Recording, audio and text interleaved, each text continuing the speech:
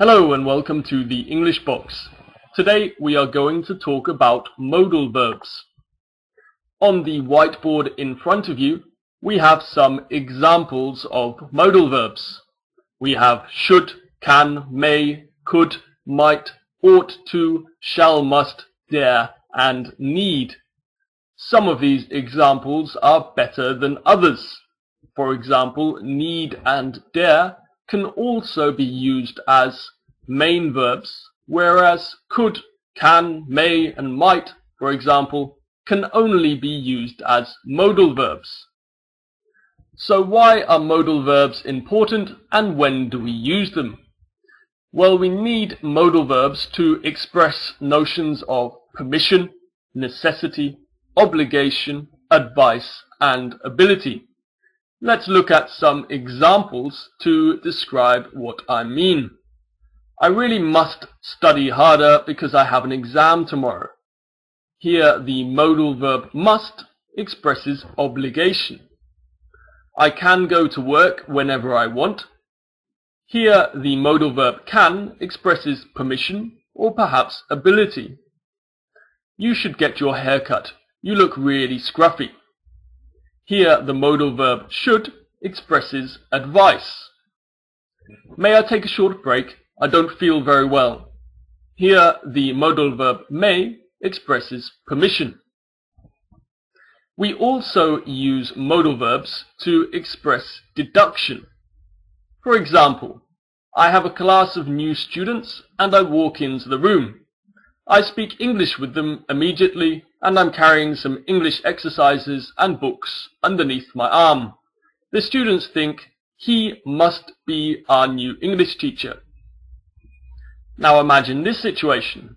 I walk into the room, I have some English books under my arm, but I start speaking to them in their native language. And they think perhaps he's a student or perhaps he's a teacher. He might be, or he may be, or he could be our new teacher. They're 50% sure, perhaps. Now imagine this situation. I walk into the room and I'm 5 years old. The students look at me and they think he can't be our new teacher. He's far too young. Now modal verbs have certain properties which make them modal verbs, which make them special.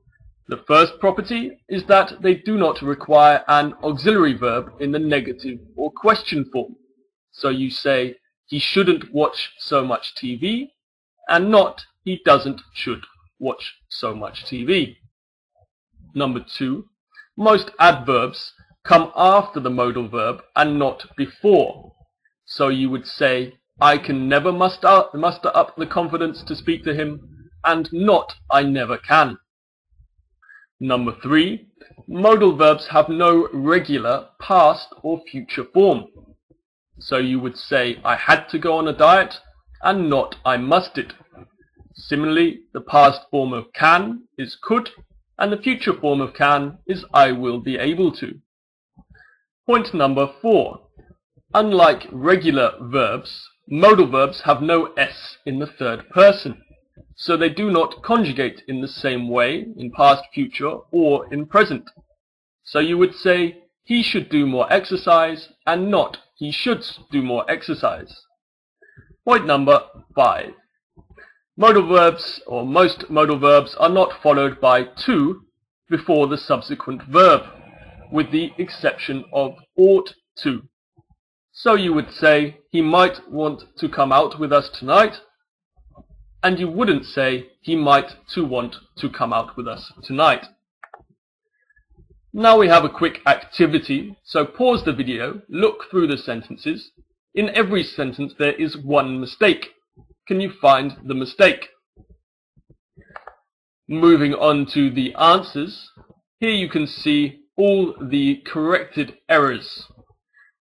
I want to draw your attention to point number 7 particularly. Here we have the verb dare.